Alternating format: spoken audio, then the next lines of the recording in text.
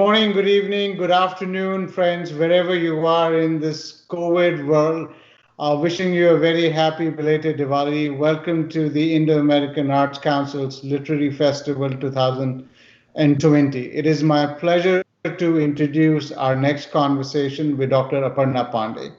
Aparna is a research fellow and director of Hudson Institute's initiative on the future of Asia, on the future of India and South Asia. I'm sure Aparna would like to say, and more to the future of Asia. Aparna wrote her PhD dissertation on Pakistan foreign policy. Her major field of interest is South Asia, with a special focus on India, Pakistan, Afghanistan, foreign and security policy. Aparna has contributed to the American Interest, the Hindustan Times, the Times of India, the Life Mint, Huffington Post, Sunday Guardian, The Print, and the Real Clear World. A graduate of Delhi University, Aparna holds a degree of arts in history from St. Stephen's College and a Master of Philosophy in International Relations from JNU. So she's a North Delhi girl as well as a South Delhi girl. Aparna's books include Explaining Pakistan Foreign Policy, and the next one is Chanakya to Modi, and then the contemporary book on Pakistan. But today we are here for her latest book, Making India Great. I think she forgot again. Making India Great, the promise of a reluctant global power. I will actually give you my reviews, Aparna, and then I'll read out Tunku's review. So personally for me, I found this book to be one of the most balanced and pragmatic reads on India, its aspirations, and the challenges that India has to face, India has to overcome as it seeks to achieve its aspirations. But more importantly, let me tell you what Tunku Vandarajan said in the Wall Street Journal. I repeat his words. Ms. Pandey's chapter on the cultural underpinnings of India's society and politics is the masterpiece of summation, matched by her account of India's foreign policy and grand strategy.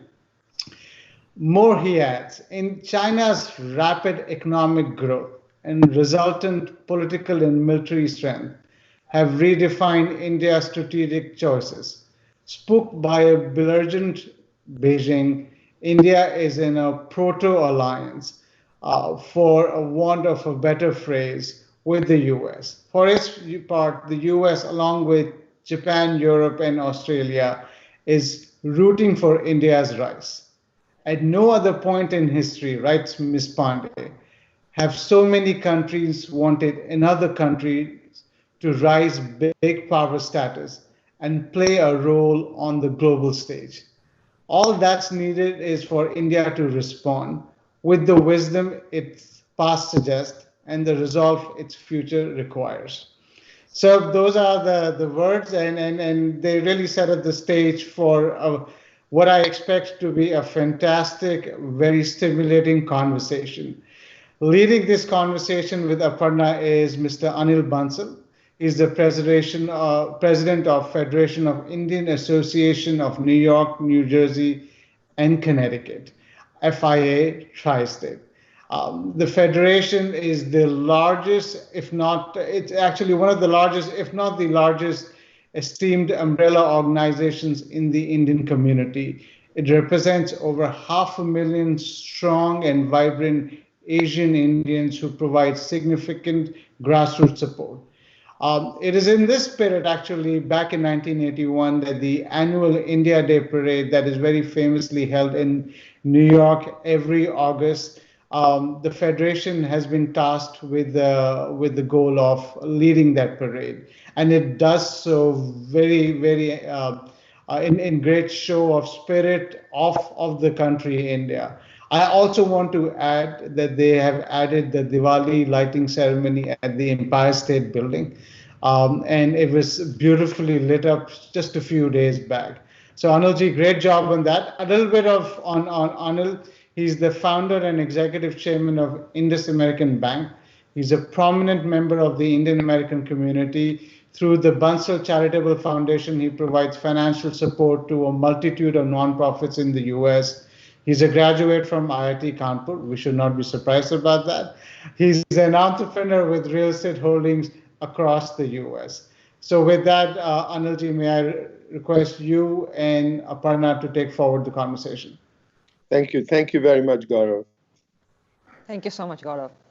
So, first of all, on behalf of the whole family of IAAC, I really want to thank you from bottom of our heart, the time you're taking to discussing making India great. A wonderful, wonderful work. Being an active and participating member of Indian diaspora, I truly enjoyed your book. But I must say, when I started to read, my first reaction was that of anger, as I saw you criticizing India. But the more I read, the more I appreciated the amount and depth of work you have put in to bring out all India has or has not done. You have masterfully and comprehensively analyzed the complex India. I hope more and more diplomats and technocrats in India, the true people who drive India, read this book and come up with a sense of direction as you have beautifully described in the Cheshire Cat and Alice conversation as to where does India want to go in future. To start with, we would love to know what made you make this book and your timing, and how does it flow, if at all, from your previous book, The Chanakya Niti and Modi? Thank you so much, Mr. Bansal. It's an honor to be on the stage with you, and thank you to IICP for inviting me. I guess the main reason I wrote the book was to get a discussion going, maybe to be slightly provocative, maybe to force people to rethink their assumptions. And I'm glad that in some way, maybe that was your first reaction as well. That why is she saying this or why is she writing this? The book actually flows from my previous book. Foreign policy has always interested me. That's my passion. But foreign policy is not an independent entity. Foreign policy of any country is based on domestic politics. It's based on that country's history, its civilization, its economy, its military, and at the end of the day, its sense of self. How does that country, its leaders, its people, how do they see that country? And when I wrote my previous book, From Chanakya to Modi, I sort of, through the course of reading that, I realized that, yes, Indians do want to be on the global high table. India does believe it has a right to be not just on UN Security Council, but one of the few global powers. But just desiring that does not make it happen. Why is it that 7 decades after independence, why is it that people still talk about India as an emerging power, a rising power, to be global power, to be great power, to be Asian power, but we are not that as yet? Why is it? What holds us back? Is it purely because we don't want to be that? No, that's not true. We have always wanted. Then is it economic? Is it human capital? Is it military? Is it what people call grand strategy? And so this book was written both to put forth what I believe are some of the challenges India faces domestically and in its goals, and maybe to convince India's leaders and India's elite and India's business community, India's politicians, that there are things India needs to do. And we need to start doing them if we want to become a global player. True. So in your first chapter of introduction, you talk about the rise in nationalism as a major problem in its engagement with other countries. In democracy, people choose the direction, really. Have we not seen the same all over the world? This phenomena of nationalism has been voted in by people. Why should India be any different? I will give two separate answers. One, I'll say as an Indian, we've always believed we are different, right? India is unique, India is special. India is one of the few post-colonial countries which actually never had military coup. few post-colonial countries which has been democratic right from 1947, conducted elections, much better than most other countries around the world, built an economy, built institutions, has a military which is large but not trigger happy, has never sought to take over the territory of other countries. So we have been different, and we've always prided ourselves on being different.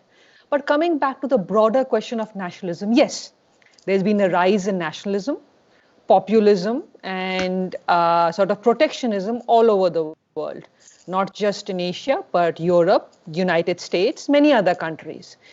But at the end of the day, what the public believes is dependent on what its leaders tell them. There are politicians and there are statesmen. Politicians are those who cater to what the public says. Statesmen are those who come out, or stateswomen are those who come out and inform the public on what it is that will benefit the country. And at the end of the day, those countries succeed where nationalism is in some ways tempered by its institutions, by its society, by its norms. Nationalism which runs awry does create challenges, especially in a country which is only 7 decades old as a modern state, not a civilization, and where its institutions are still sort of building and developing. So should one have pride in being an Indian? Yes. But should one temper that pride with what is required to be done? Yes. That is how I see the difference, that, India does not have to follow the norm. India can be different. And India also needs to bear in mind that domestic policy or politics is not just domestic. It has an impact on your foreign policy. It has an impact on your relations with your neighbors. It has an impact on your relations with your friends and your rivals. True. You talk a lot in the book about cow protection as a major flaw. Religion and religious values always play a major role in most civilizations. Can you imagine Pakistan or any of the 58 Islamic nations accepting, say, pig farming as a source of meat because it's a viable business model? Or, to be very nasty, dogs can be used as a source of meat in US. But no. Why are many in India wrong in their traditional call for cow protection? So I agree. Social norms matter. I will put it in a different concept. I'm speaking with everybody on a Mac right now. What is the use of owning an Apple Mac or an iPhone if my asset has no terminal value? You're a businessman.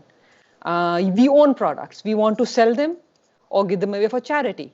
But at the end of the day, an asset I own should have a value.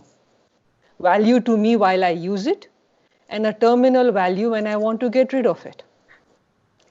The problem isn't necessarily with cow protection. The problem isn't with saying that I personally do worship the cow and would not like the cow killed. The problem comes when, a society can be religious, a society can be conservative, an individual can be religious and pious. The state, however, should be non-confessional. Because when the state starts telling individuals what they can or cannot do and not protecting people, that is when the problem starts. So Hindus, those who want to protect the cow, they can create goshalas and keep cows there. Going out in vigilantes and killing people because they are carrying a cow is a problem. And we are not comparison with Islamic countries has a problem and a flaw. How many of those Islamic countries actually are growing at the GDP that we want to grow at? How many of them have the democratic norms that we espouse? How many of them are part of the Indo-Pacific strategy or Quad that we are a part of? India is different. India has potential. India has opportunities. India is sort of why, I mean, India should be comparing itself with countries like the United States. So the example I would give here is people may not agree with a Hollywood film, but will I shut down Silicon Valley because I don't agree with the film which was made by Bollywood? No, by Hollywood. Maybe I should produce another film. As I tell people, if you don't agree with the views in my book, please write another book and challenge my assumptions. Don't say that you don't agree with my book and the book should be burnt. The answer to that is write another book. So cow protection, protect the cow. The individuals can do it, non-profits can do it. The state coming into it, vigilantes coming into it. And the third part is you are a businessman. You will understand the concept of market economics. If you have a large leather industry, either shut down the leather industry. How is that leather industry with the 1 million people associated with it going to function? Either say that no, we will not have a leather industry. I'm fine with that. But then find some other way that those 1 million people will have job opportunities, will be re-skilled. Social norms and religious norms should not be allowed to hurt the functioning of market economics or of the economy of the society. We should find a way in which we can keep our norms without either leading to law and order problems or hurting economics. So actually, in your chapter on ancient culture and modern times, you mention about the senseless talk about the scientific achievements of our very past, the social unrest or senseless things like reaction to movies you just talked about. But is it not true all over the world that a small portion of society is what we could call crazies?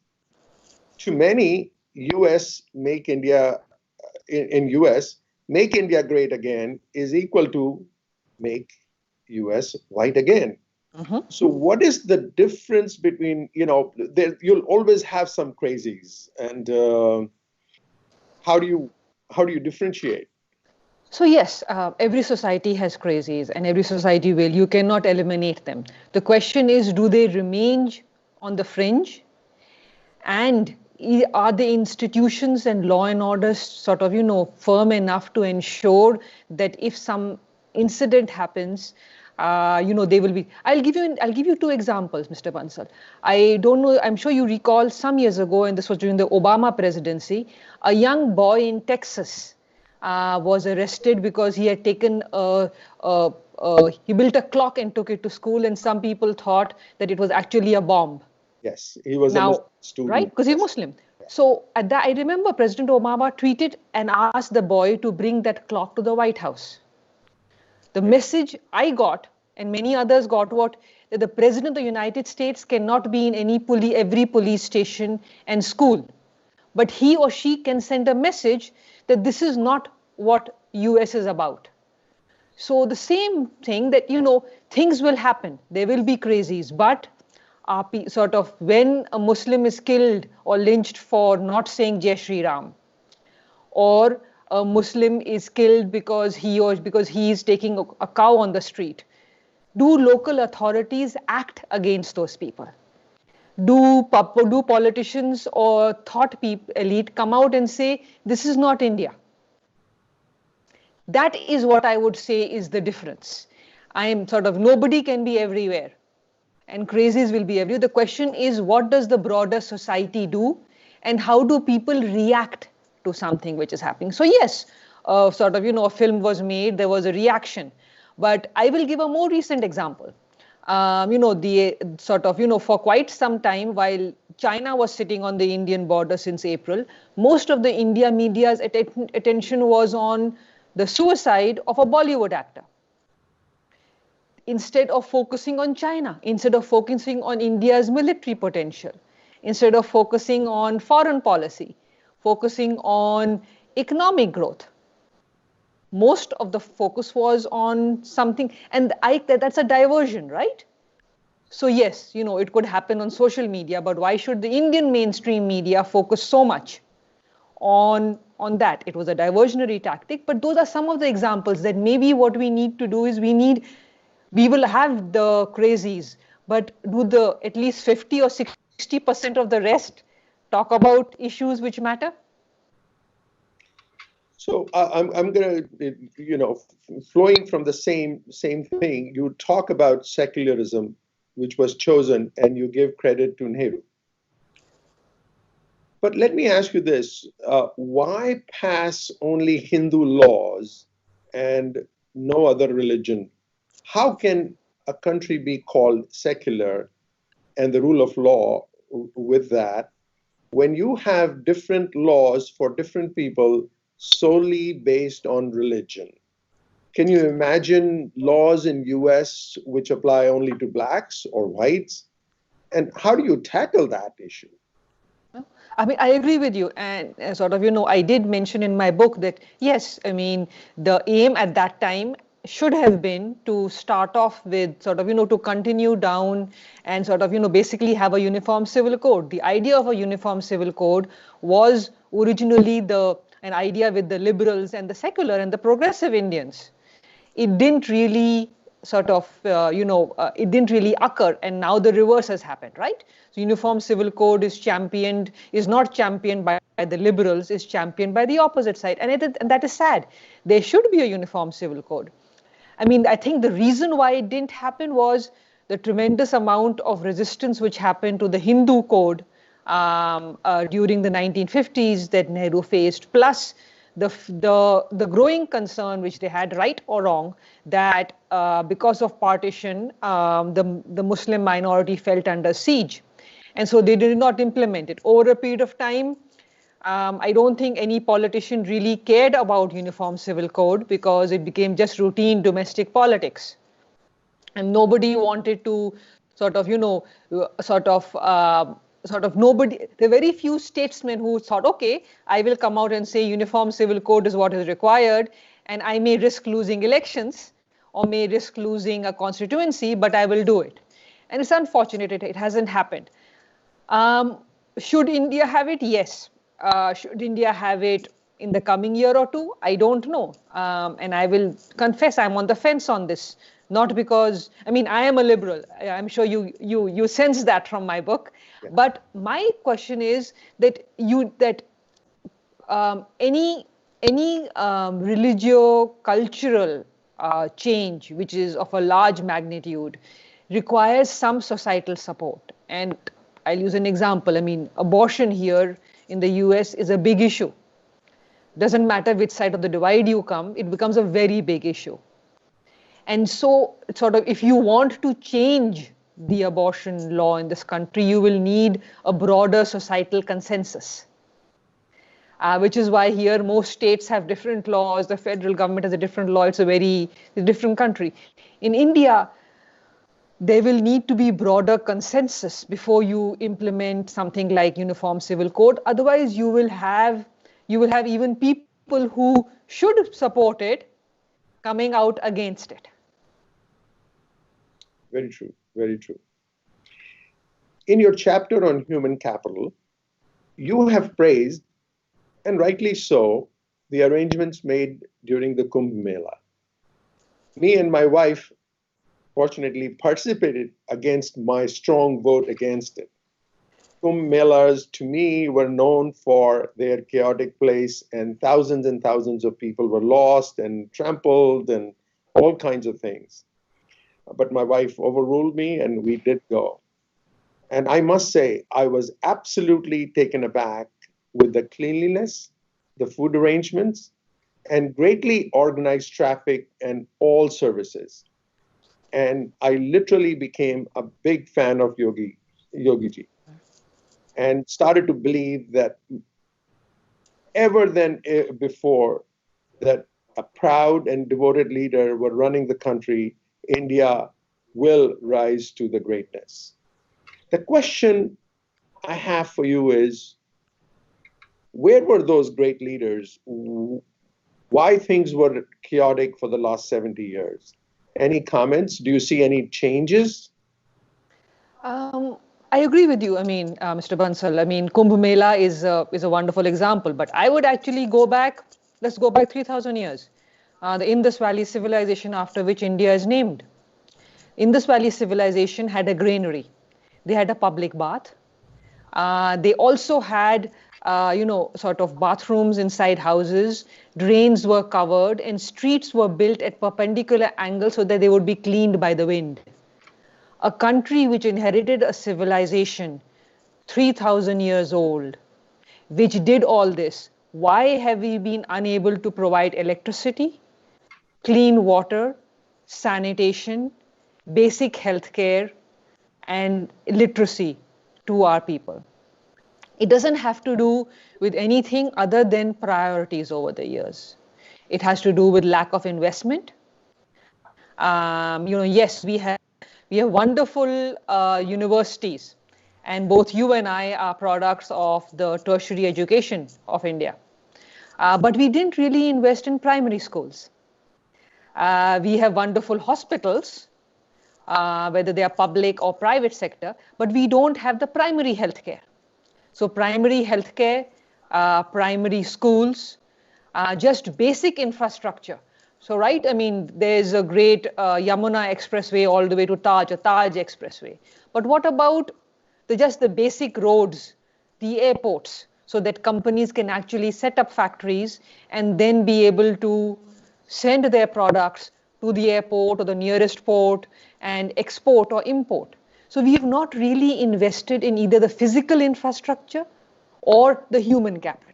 And it's sort of, it's basically been, if you don't, as you know well, you need to invest in primary education today to have the benefit 2 decades from now. And it's never been something which is a priority for a politician who's running for elections. It's not something which is demanded of politicians when they go to the public. So it's never been a priority, never been much investment or money in it. I do believe that there have been some changes in the last few years, but I believe that if we can do Kumbh Mela, all of UP should be able to have it. Why should it only happen once in 3 years or 6 years? It's because the Indian government often functions better in a mission mode. So you tell me that this city needs something, I can do it. But if you tell me the entire state needs to do it, I am not able to do it. That's because it requires strategic planning. It requires me thinking that the metro I am building for Delhi should not be for Delhi's population of 2020. It should be for Delhi's population of 2040. Right? Absolutely. Unfortunately, the metro is for the Delhi's population of 2010. The problem is that the planning which most countries do sort of unfortunately does not happen. I jokingly say it, but half serious, half joking, that a country with a 5,000-year-old civilization does not really plan that strategically in most areas. Well, and we need to do that. Sorry. But what role did UK, United Kingdom, play in draining India of all the education and the resources that when we started, we literally had no educational institutions, no, I remember in UP where my parents came from, my father came from, the school was turned into a military training center and all the kids were sent home. Yeah. No, I accept your point that, I think it was 11% or 12% literacy rate. But I will just give 2 examples. Bangladesh became independent in 1971. Their literacy rate is the same as ours. Their female empowerment, they are higher in the female empowerment or gender empowerment index than even Singapore, and way above us. Sri Lanka has a higher literacy rate than us. Why is it that our neighbors, who also were part of the British Raj, one of our neighbors who became independent 25 years after we did, has the same literacy rate, but a better female empowerment or a literacy index? There must be something that they did. It's something that we have not invested in. They have invested in their people. Yes, we faced a lot of challenges in 1947, but sort of, maybe is that one of the things our priority was not primary school or primary healthcare. You look across all of Southeast Asia. You look at you look at South Korea or Taiwan. All of these countries have focused. So I would say we did not prioritize primary school or primary healthcare. And unfortunately, we have not invested enough resources in over the last few decades in them either. And we need to do a lot more in that, because primary education and primary healthcare are critical if you want India has about 500 million labor force. Only 5 or 7% of that is skilled. Primary education would help at least to some extent, and so would basic skills. So I would say yes, we did have handicaps, but we could have done better with those if our immediate neighbors did. So, talking along the same line, do you have any comments on in the education of primary schools, what role organizations such as Akshay Patra and Ekal Vidyalaya, whom we support, have in the future of primary school education? I would say three things. One, it is the government. I have never believed that the government can do everything. It's going to be the private sector and the non-profit, which is going to be able to expand India's primary education and primary healthcare. So yes, so Akshay Patra and Ekala are doing a lot. They are also the organizations which can bring in innovation, right? So bring in innovative ways that you can access and you can provide education to people, to kids in rural areas or semi-urban areas. They can come up with ways in which you may not have access to a school, but is there some way that, using technology, that maybe on the cell phone or in a local, television, the same channel which broadcasts cable or Doordarshan could also broadcast courses or classes which could help educate people. So I believe that it is the non-profits and it is the private sector which is going to expand primary education and also primary healthcare in India. So the more they do, the more power to them. I read your comment about the jugaad, which is so absolutely true. But due to the severe constraints of resources, financials, etc., materials, it was a great surviving tool. And India in general, and including me, were always taught to use our brain to do the jugaad, and we were rewarded by praises. I'm sure that method of no or little planning and getting the things done by the seat of the pants, that was the way to get paid off. On the other hand, it did make us not a long-term planners. Sab ho jayega was always the word used, and I'm sure that is affecting our planning process. I agree. I mean, jugaad was great. Jugaad there's an Indianness to it, and yes, in many cases that is the only option. I guess my criticism for it comes from two facts. One, jugaad is great, but we also need to move beyond jugaad, right? We need to learn from others. We also need to not just take what somebody else has made and adapt it. We need to think of something totally new, because that is when entrepreneurship will really blossom, is when we can come up with something which is Indian, something which is unique, which isn't an adaptation of what something else or what somebody else has done. The second part is it prevents this long-term planning, right? So in that, there was a day and age, in the 50s, 60s, 70s, 80s, I would say, or even the 90s, when jugaad was fine. When, our competitors and our friends were by and large like us. In a day and age when, for example, in the 50s, China's economic growth was slower than ours.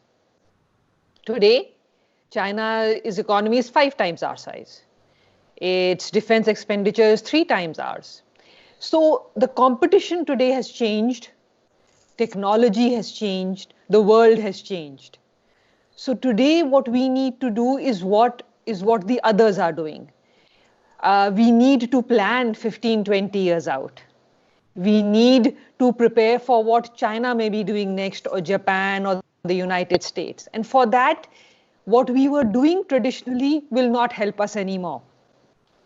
Thinking outside the box, as they say, and thinking 40 years out or 100 years out requires sort of, moving sort of in some ways, shedding the traditional way of doing things.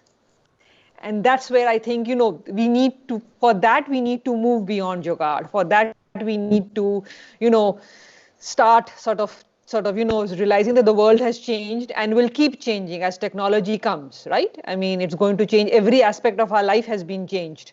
This year is the best example. Every aspect of our life has been changed.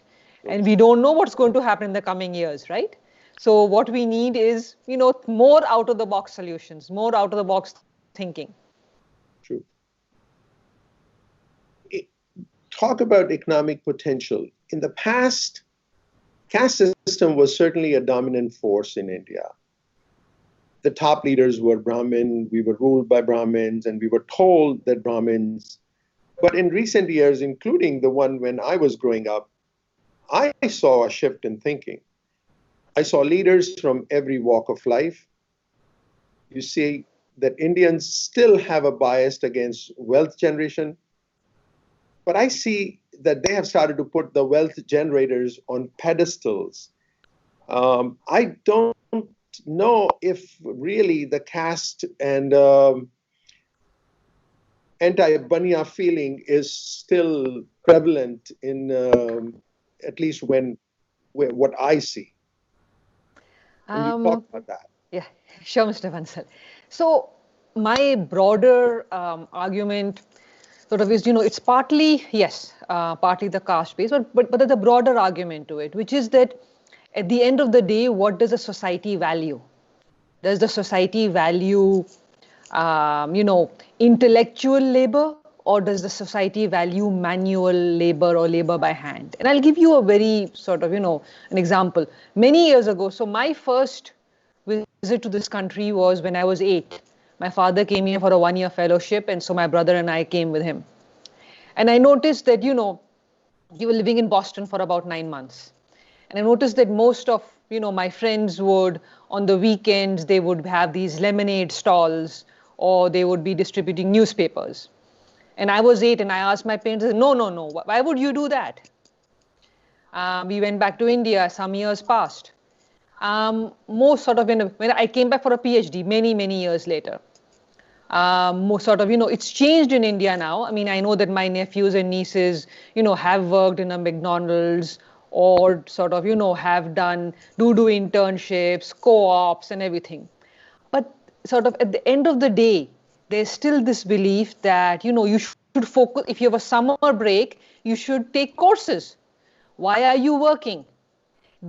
And sort of, I do believe that you need to value, कहते हैं ना, आटे दाल का भाव मालूम होना चाहिए. You need to value, sort of understand the value of money, understand the value of working and earning money. So my broad argument is that a society which does not appreciate labor, whether it's manual labor, making money, and wealth generation, does not understand that social policies or populist measures or sort of have an impact on economic growth. So yes, the Indian government believes that it must provide revenue, sort of jobs to create a number of people, which is why we are one of the few countries in the world where manufacturing is still dominated by MSMEs, the micro, small, and medium sector enterprises. We don't get economies of scale, unlike China or Bangladesh or Vietnam. We are one of those countries where sort of social policy, and the reason why I talked about the cow protection issue is, your social policy is hurting economics. Again, protectionism, the desire to protect. Every country is protectionist to some extent. This country, which we are living, is also has a protectionist. But most economists and most businesses will protest against it, because the more open you are, the better the economy does. The more integrated with the world you are, the better an economy does, and the more jobs are created. So my broader argument is that you need to understand. I will accept that no market behaves socially optimally. You need regulation and you need government supervision. But it doesn't mean that the private sector and that the market is going to function better because the government is going to sit on top of it. Well, in order to become an economic power, you say that the controls, like you talked about, they have to be removed and things have to be made competitive. It's totally agreed upon. But do you think then democracy is a major deterrent in growth in the modern times? You say that the labor laws and land acquisition and corporate taxes probably are the three major contributors of future growth and investment. But in a democratic society, the government is always trying to please people and get elected. And why would it be any different in India than anywhere else in the world? I agree. I would say that, democracies do have high growth. Yes, I agree that, it's difficult in democracies to implement reforms. But my counter argument has always been that no Indian government has ever gone to the Indian public and said, we are implementing these reforms. There'll be a pain for 6 months to a year, but the economy will grow and you will all get better jobs. If Indians could go through demonetization and the pain which came with that, because they believed that it was for the greater good, I truly don't understand why Indians would not allow land reforms or labor market or financial market reforms if they were explained that 6 months to 1 year from now the economy will do better. My counter argument is that the Indian leaders fear that the Indian public will not vote them back because if they implement economic reforms. We prefer to be pro-poor rather than saying pro-wealth generation, pro-making everybody rich, pro-faster economic growth. And I would say try it out. If you can try demonetization and the public can understand it, this cannot be worse than demonetization. This will actually have a faster impact. So go for it and try it. The popularity of the Indian Prime Minister allows him to do it. The fact that people sort of, believe he does have their interests in mind means that he can go for it. He can ask, he can say these economic reforms. Try it, we will know it. You have a very good, very, very good argument there. After the World War II, there were two camps formed. No one knew which one would be better. Obviously, they were at one time, they were. Of course, India couldn't decide and later leaned towards USSR, not perhaps by choice, but by force. In reality, much of India is aligned with the US. We are both democratic, we are both stable. That is, if chosen, we would have been in a different place. You gave an example of Japan and Italy that after the World War, look what they have done. But when I think about it, the amount of resources United States threw at them after the war is incredible. I have visited many times Italy and Japan, two of them, and they talk about all the American investment which was being made, the factories which were open, the jobs which were given to restore their country. How do you compare them to India, where practically no help was asked for or was given? I agree, Mr. Bansal. I mean, I'm one of those who believes India made the right decision during the Cold War. I believe that India should not have joined, did not join either camp. It was a right decision because India is different. India India is more aligned to the United States, and we are friends, partners, allies, whatever phrase you use today. But India is that friend, partner, ally because India did not join the Cold War. India is that friend, partner, ally because we built our economy, we built our society, our politics, we kept the country together, we were different. We did not become a junior partner in any alliance. And even today, if we do, in the end, become an ally and move beyond the current alignment to an alliance, it will be as an equal partner. We are never going to be another country's junior partner. And yes, we are different. We are not like Japan or Germany or Italy or any of the other countries who received massive amounts of economic aid and even military assistance from the United States or even the Soviet bloc. Many countries, the Soviet Union gave money and military to. And it's good because, it's good that we did not receive all that military because it didn't make sense to join military alliances. We did receive economic assistance from the US and Soviet Union, but it was never that much as was given to other countries. So we learned to to do things on our own, in our own way. One of the examples I give people is when I used to teach at Boston University, I used to tell my students that go to an Indian grocery store and pick up Thumbs Up. Because the story of Thumbs Up is a very interesting example, and I'm sure, and I know you know about it, which is that, when India wanted Coca-Cola to transfer its black cola license, it did not, and so Coca-Cola and Pepsi left when we nationalized. But Indians didn't want a black cola drink. And so, Campa Cola came and went, but Thumbs Up remained. And when Coca-Cola went back in late 1990s, they actually bought Thumbs Up. And Thumbs Up is part of the Coca-Cola brand in India. But so there are things, there are ways. There are Indian companies which have brands around the world. They are well known, whether it's Tata's or, Reliance and others. And so it's good that we chose the path we did. I won't dispute that we should have been an ally, and I still won't say we should be an ally because, the world is different today, right? So we need to base our foreign policy on the world today and 15, 20 years from now, not what it was 30 years ago. So many always compare growth of India to China. They are always compared. I think China has two advantages, which many, but at least I can think of two, which India does not.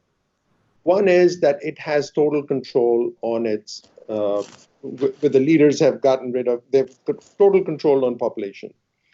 Leaders have gotten rid of anything which is non-Chinese, which is not uniform. The Ugyars and the Tibetan annihilation, and I've seen that with my own eyes, is a testament to that. The other one is that India, US has provided incredible amount of resources in terms of factories and the money, etc., in China in order to get cheaper products. They had their reason. What's your view on that as to, how does India bypass or use that what they don't have in order to compete in the world? So I'd say the following. One, yes, China managed to, keep a control on its population. But I would say they are facing a challenge now, right? When they are changing their one-child policy to two-child policy, and very few are willing to now change it.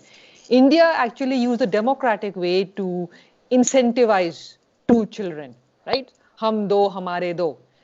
It took a long time, but the positive part is that our population growth is under control by and large today. More importantly, we don't have a graying population as yet.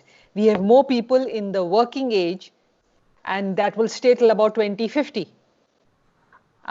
So we have an advantage. We have a demographic dividend. Yes, we need to invest in that dividend. Education, healthcare, infrastructure, and we also need to invest, especially in the 50% of the dividend, the female half, more of whom need to come out. But we have a dividend there, which we can use. Our human capital is our biggest advantage. We need to invest a little more in it. Second part is that yes, the United States, Japan, Taiwan, South Korea invested in China's growth. But the advantage we have today is that most of those companies from most of the countries are moving away from China. Right. They want a bigger market. They want a market where they can manufacture. They can get economies of scale. They want to decouple from China.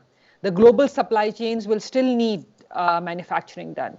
India is the only country with a comparable working population, size, and it's not that far geographically for them to move their companies. So some have started to come to India.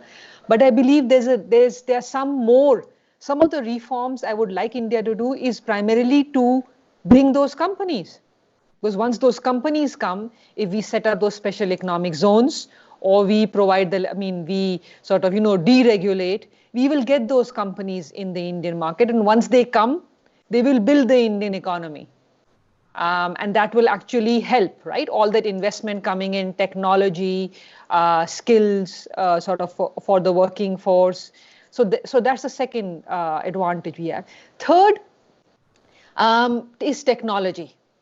Not just in the sense of technology that we use on a daily basis, but that China has in many ways integrated technology, not just in economy, but in its military. So cyber, space, AI. And the reason I keep talking about planning and strategic planning is because we need to do the same. One of India's success stories has been how the technology sector has grown in India. We do have world-class companies in the IT arena. Our space program is second to none. So what we need to do is integrate them in such a way that it benefits not just the economic arena, but the military, intelligence, strategic arena.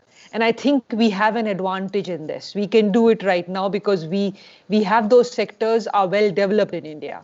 And so we can leapfrog, as they say, right? We don't have a landline, we can go straight to the smartphone. And India is known for leapfrogging. So maybe we can do that as well. So in the chapter of military and grand strategy, you say that India, if wants to be a global power, that it needs to start thinking in terms of even sending troops way beyond the immediate neighbor. Question I have is, do you think US, which has sent troops all over the world in last 50 years, has ever been successful anywhere? Last many years of entanglement has clearly shown that the military excursions, which are far away, only lands you misery and defeat. I agree, Mr. Bansal. So I don't advocate for India to send troops. But what I do advocate is that India needs to be able to project power. And there, I don't say India should send troops to Afghanistan or to Iraq or to Southeast Asia. But, it's like President Roosevelt said many, many years ago, speak softly but carry a big stick. India needs to be able to, at the end of the day, what is a great power or a global power? I should be able to convince Mr. Bansal to do something because he believes that it is worth it for my friendship, right? I shouldn't have to force you to do it. You shouldn't do it because I am threatening troops on your border. So what projecting power means that India's neighborhood of South Asia, the Indian Ocean region, should know that India has a big military which is capable of doing things. It doesn't have to be a trigger-happy military. It doesn't have to be a military which goes everywhere and is deployed. It is simply that it should be a military which is state-of-the-art equipment, which is modernized, which has the equipment, which has the technology, which has the self-awareness, which has the intelligence capabilities, whether that means armed drones, or it means aircraft carriers, or it means a military which may be smaller in size but more effective. Second, it means, planning and coordinating with your friends and allies in the region. Having those military exercises, having cooperation and, training facilities, having your, you have your ports. They should be able to become bases. They don't have to be. You don't have to be China to counter China. You don't have to be, you don't have to be a trigger happy country, but just if you want to be respected in the region, make sure you have the economic power and the military capability that others say, yes, we will do this because India has asked us. I think it is such an interesting topic. This book is a great source to know India's potential and the reasons which are holding it back. We can go on and really absolutely enjoyed talking to you. And if anybody wants to understand the wrongs which have been done or are being done now, this book is for you. So I say to all people who want to know or love India to please buy the book, read it, and support India. I'd love to bring Gauravji to our conversation. Gaurav? Anilji, thanks for leading this very fascinating conversation. Aparna, I mean, really, what can we say? As Anilji said, we could continue. This is an easy one. For our viewers, I would just say the book is out in the US on January 12th. But as always, you can pre-order it. I've already done that, and waiting to read it. But it's a very fascinating topic, near and dear to all of us, especially if we are from the subcontinent, but really defined, articulated, broken down very well, where you can make logic and sense out of it. So, Aparna, great job with the book. Thank you for giving us your time. Anilji, great leading. It was a great conversation you led. Thank you so much for that. Please stay safe. Thank you so much, Anilji, and thank you, Gaurav. It was a pleasure, and thank you so much. I loved writing the book, and I'm so glad that people are enjoying reading it. Great. Thank you, IAAC. Keep up the good work. Thank you, IAAC. Thank you. Take care. Thank you. Be safe. Hello, I'm Neeli Lakhani, IAAC Literary Festival Director. I want to thank you for joining our award-winning authors and their wondrous stories. IAAC is a 501c nonprofit. Programs like the one you just watched happen because of contributions from generous folks like you. Please donate to the IAAC so that we can support our artists and sustain our cultural programs. It is simple to donate by visiting the IAAC website at iaac.us. Learn about the insider benefits that membership gives you. On behalf of the entire IAAC board, stay safe and see you at our next event. Thank you.